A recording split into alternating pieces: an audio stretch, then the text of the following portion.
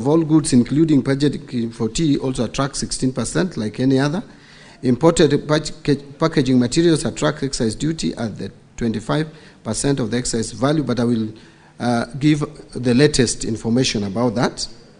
Various government agencies charges fees or levies for services rendered to producers or manufacturers.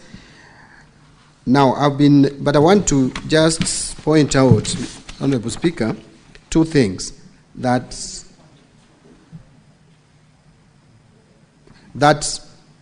in the finance bill of 2025, we have done two things. Number one, we are proposing to exempt packaging materials used for tea and coffee from VAT. This exemption will only apply when packaging materials are imported or locally purchased, with a recommendation from the Cabinet Secretary responsible for agriculture, given that the use of these materials isn't exclusive to coffee and tea packaging. This measure aims to protect these crucial sectors while also safeguarding government revenue. But the second thing that we have done is under custom duty. On the custom side, Mr. Speaker, last year, Kenya was granted a stay of application of the ESC Common External Tariff on certain paper products to apply a higher duty rate of 25 to 35% to support domestic packaging materials. However, this negatively impacted exporters, such as the tea industry. To address this, Kenya did not request an extension of the stay of application of the ESC Common External Tariff on these paper products during this year's ESC pre-budget consultations, which I led in Arusha. And actually now, Mr. Speaker, I want to report that we have gone back to the ESC CET rates of 10%, like any other country in the East African region. On question number 35B, what specific taxation measures is the ministry planning to implement in the financial year 25-26 to eliminate double taxation and other necessary taxes that overburden farmers and stakeholders in the tea industry? I wish to respond as follows.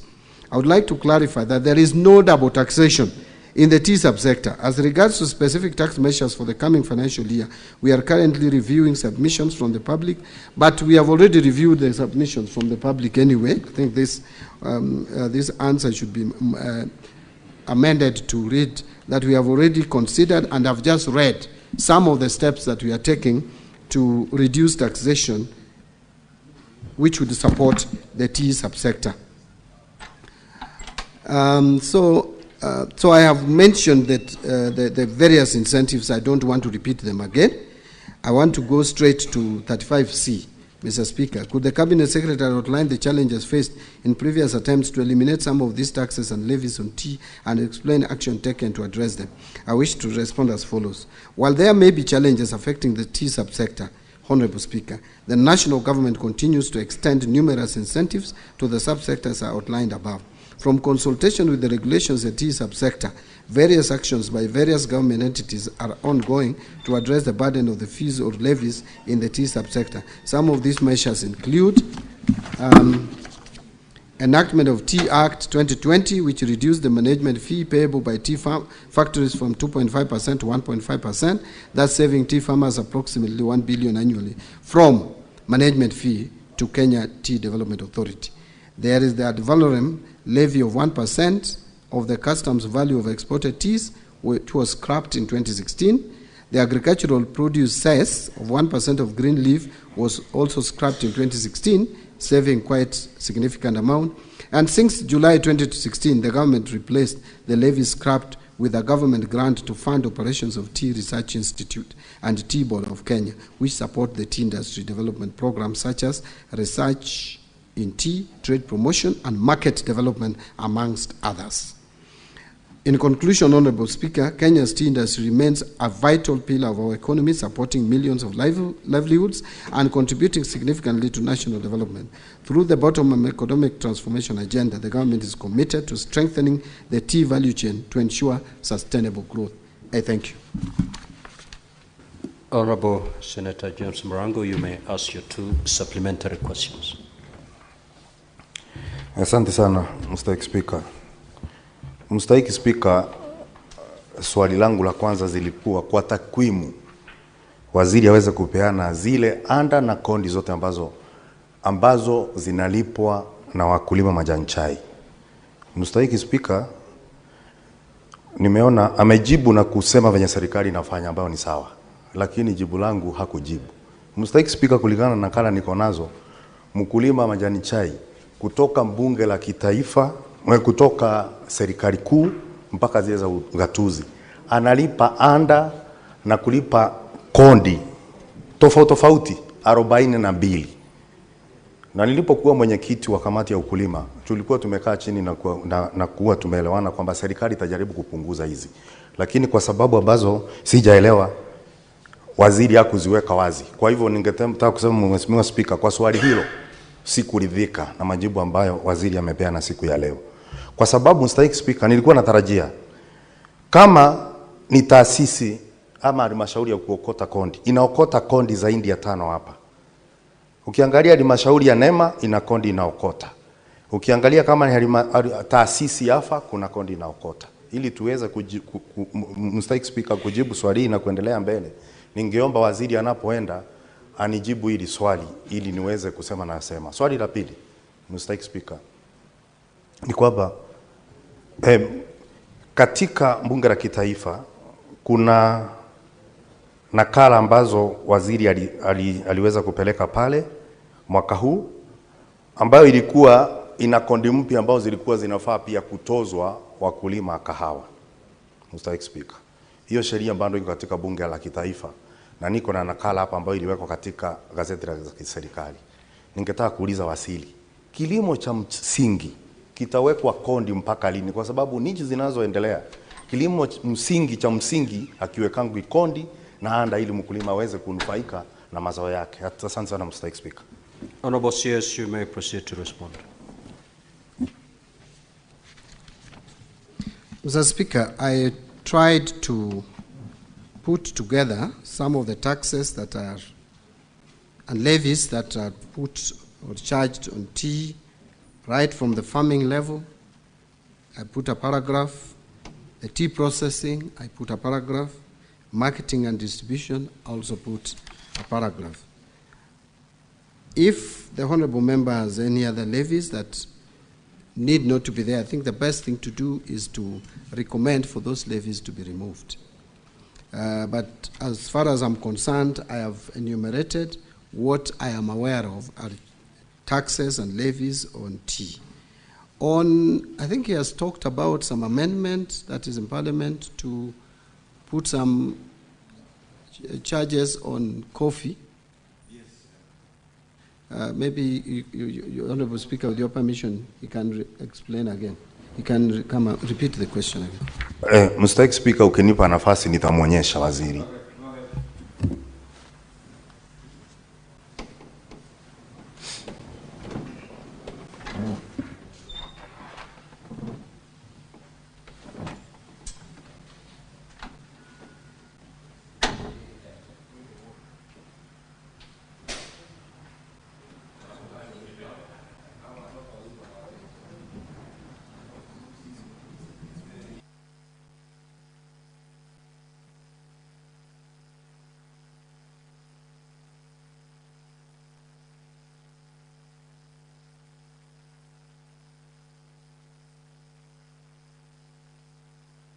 Honorable CS, if you need time to acquaint yourself with that particular document, you may say so. Yeah, Mr. Speaker, I'm trying to check because my understanding was that we were reducing those rates.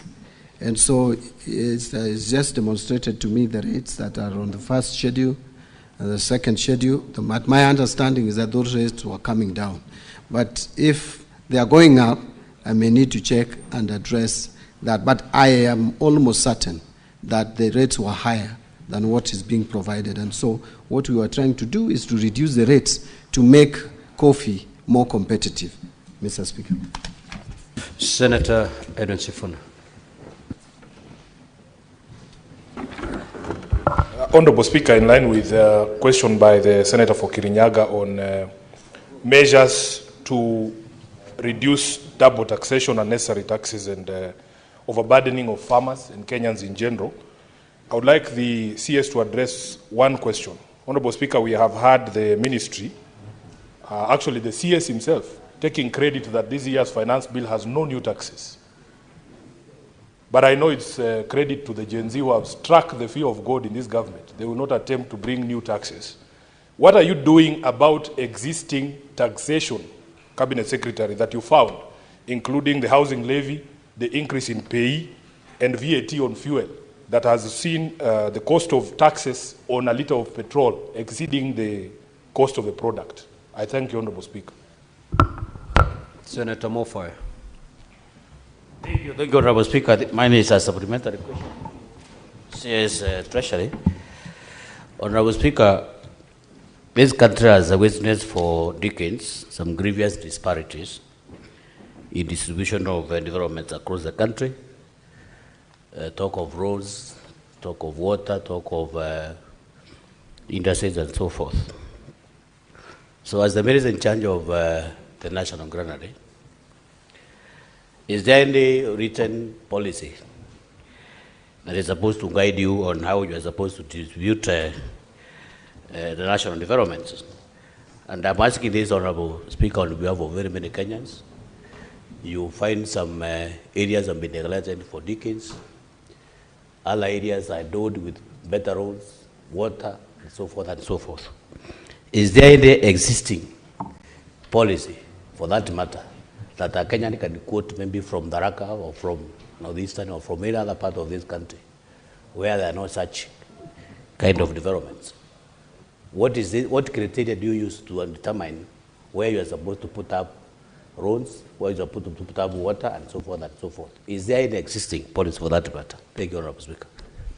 Honourable CS, you may, if in a position to respond to that question, you may, because it is not related to the primary question. The Senate Majority Leader. Mr. Speaker, I have a question to the Cabinet Secretary in regards to his response on page 6. Unfortunately, Minister, I'll have to tell you that none of these items that you have listed was done to the tea farmers. This is a topic very close to my heart, and therefore I know every single intervention that is done. In the fiscal year that you're referring to, 2023-2024, you have quoted in your response, Mr. Minister, that there was provision of processing equipments to tea cooperatives. It is now in this financial year that there's an attempt to put 3.5 billion shillings to support aging tea factories. And even that, I'm not sure whether the National Assembly Budget Committee will maintain it. So I'll have the Minister check with his records and the people in the ministry whether any of this has been done, because to the best of my knowledge, there is no tea cooperative that was supported with this. With regards to establishment of this, what is calling Tea Value Addition Hub, construction is yet to begin of the common user facility that the government promised tea farmers in the country. And therefore, it will be important for the minister to let us know when construction of this common user facility will commence. There was a promise of 1 billion shillings to KTDA through its subsidiary Ketepa that this was going to be set up in Kericho. I do not know to this date, Mr. Speaker, when that facility will be available for farmers. The same can be said, Mr. Speaker, about Part C of his question, because it needs to be quantifiable. If the minister had given us the specific figure of how much that export market development the government committed to, we'd appreciate, because it is one of the interventions that we seriously need. Lastly, Speaker, just a comment to the minister, because, you know, we are representatives of people, and when there's an opportunity, I appreciate that transportation of tea to factories is VAT exempted. I do not understand, Mr. Minister, why in every finance bill, last year it had to be removed, and even in this year's proposal, transportation of sugarcane to factories is subject to VAT. I don't know why at Treasury they want to treat tea farmers and sugarcane farmers separately, yet they are all citizens of this republic. So while I appreciate what is done for tea farmers, I'd wish that the Treasury does the same for sugarcane farmers as well. I thank you, Mr. Speaker. Honourable CS, you have 3 minutes to respond. Thank you, Mr. Speaker. I'll try to be fast.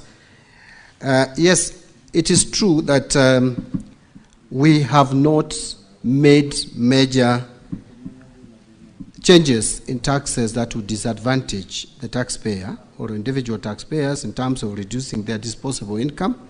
And this was a commitment. Yes, I know Senator Sifuna is attributing it exclusively to Gen Z. Partly true, partly not true. Honorable Senator Sifuna very well knows my stand on taxes. Even before I joined the cabinet or the executive, I am one person who does not believe that higher taxes would lead to more revenue or higher tax rates. And that is my stand. I've spoken about it. Maybe we share that idea with Gen Zs, but so it cannot be exclusively the Gen Z's ideas. And I think the government is also sold into the idea that now, where we have reached, we cannot go further to reduce disposable income. On housing levy, I think there is a discussion around seeing how to restructure it, because again, it has serious benefits, in my view. Quite a number of projects are coming up, but at the same time, the individual employees, those with pay slips, have complaints, which you cannot ignore. So a lot of restructuring is going on, and I am sure that more pronouncements will come in due course.